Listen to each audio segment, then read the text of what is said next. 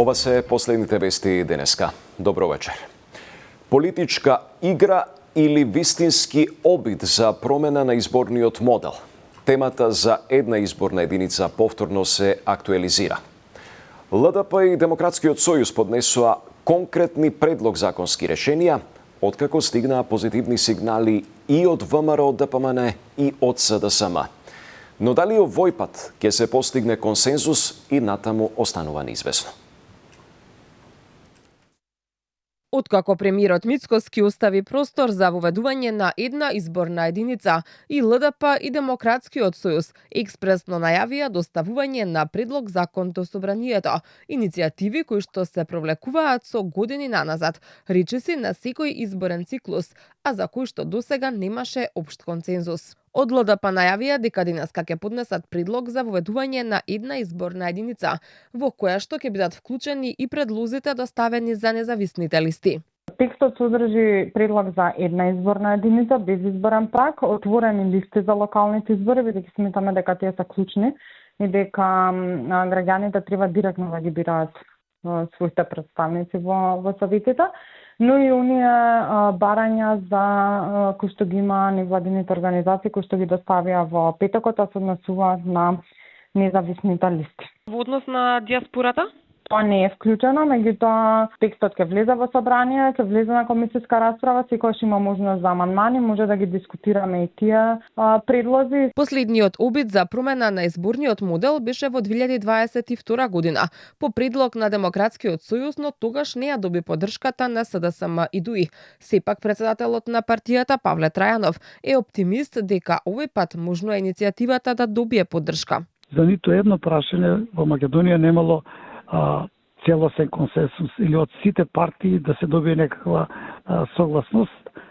Вие знаете дека овој проект долго време ние го презентираме, имаме подготвено закон, во досега 3 пати инициираме ваква постапка за носење на корените измени на изборниот законник. Се надевам дека овој пат, бидејќи доаѓа сега најавата од владеачката партија ВМРО ДПМН, дека има реални шанси да помине. Премиерот Мицкоски денеска кажа дека ќе почекаат да ги видат предлозите, но повтори дека пратениците на ВМРО ДПМН ќе дадат поддршка, доколку се предвиди и диаспората да биде опфатена. Вели, ако навреме се почне со работа, можно е идејата да се реализира до следните парламентарни избори.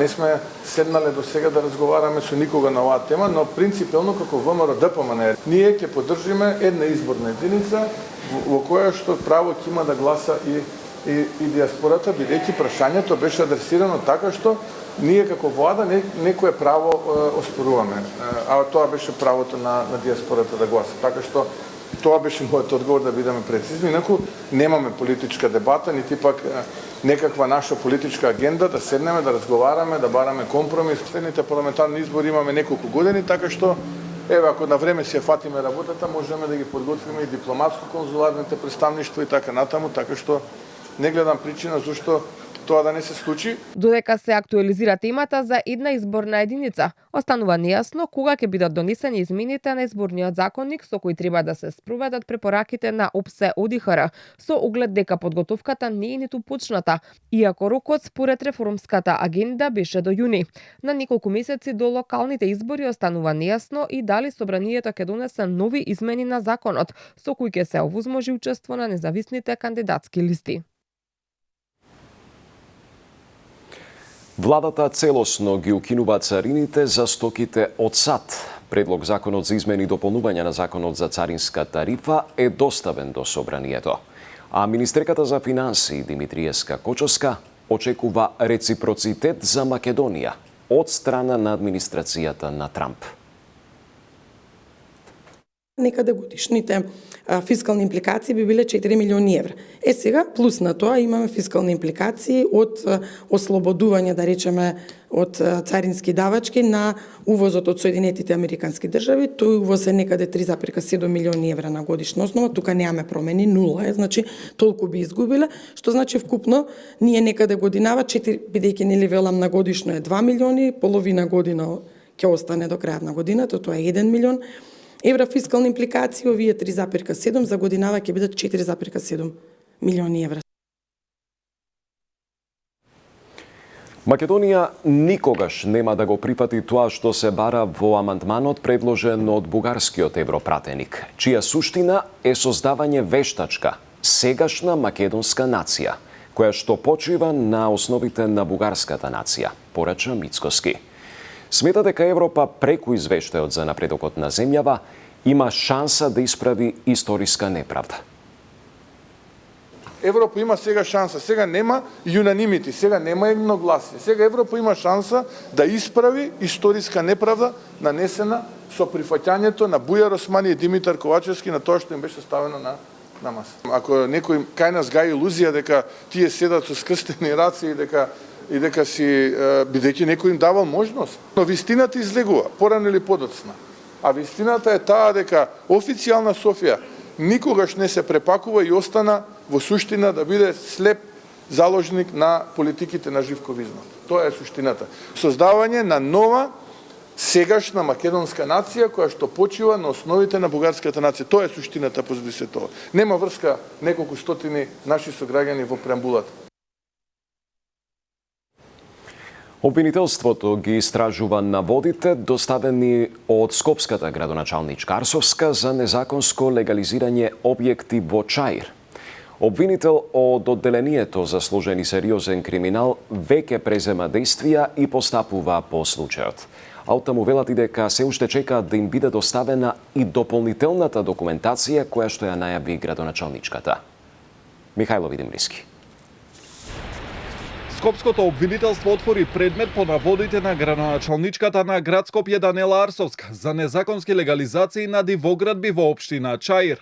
Откако таа пред 2 дена достави документи за кои тврди дека се доказ и најави дека ќе однесе документи за уште 150 вакви предмети. Градоначалничката на Скопје Данела Арсовска беше сослушана во основното јавно обвинителство Скопје во врска со нејзините сознанија околу наводни дивоградби во Чаир и достави определена документација.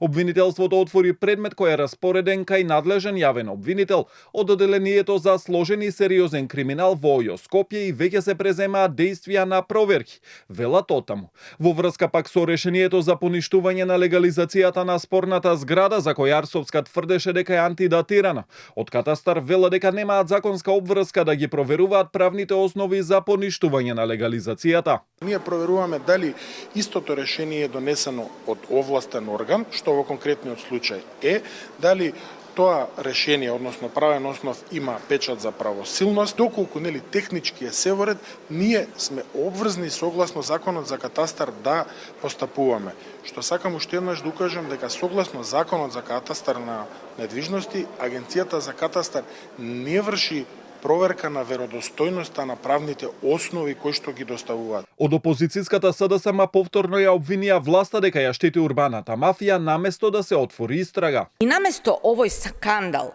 да биде предмет на итна истрага, санкции и одговорност, власта ја штити урбаната мафија.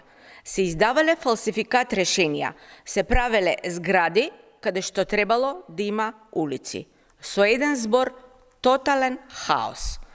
И наместо акција на институциите, Мицкоски зборува за дестабилизација. Арсовска и денеска на социјалните мрежи го прозва премиерот Мицкоски дека го штити градоначалникот на Чаир Висар Ганију, а најави дека јавно ќе ги објави сите документи кои се доставени до институциите и обвинителството. Таа тврдеше и дека добивала закани по живот и била следена, а од МВР рекоа дека пријава немале, а за лицата кои ја следеле се преземаат мерки за нивно пронаоѓање.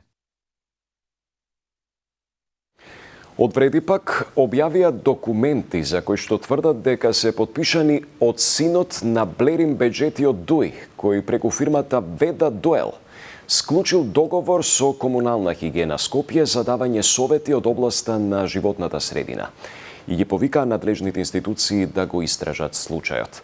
Ги обвинуваат Данела Арсовска и Дуј за поврзување во криминална шема. Комунална хигиена потпишува договор со 18-годишниот син на Блерин Беџети, замислете за давање совети за заштита на животната средина. Бараме од институциите, од јавното обвинителство веднаш да покрене постапка за злоупотреба на службена положба и перење пари. Од градот Скопје да го раскине договорот и да побара поврат на средствата, да го разреши директорот на Блерин Беџети и да свика седница на Советот, за да ги информира граѓаните за овој скандал на непотизм и корупција. Вестите завршуваат од вечерната понуда на Канал 5. Не заборавајте, вечерва во 23 часот, заменик председателката на СДСМ Фани Карамфилова на кавга со Иван. Пријатна вечер.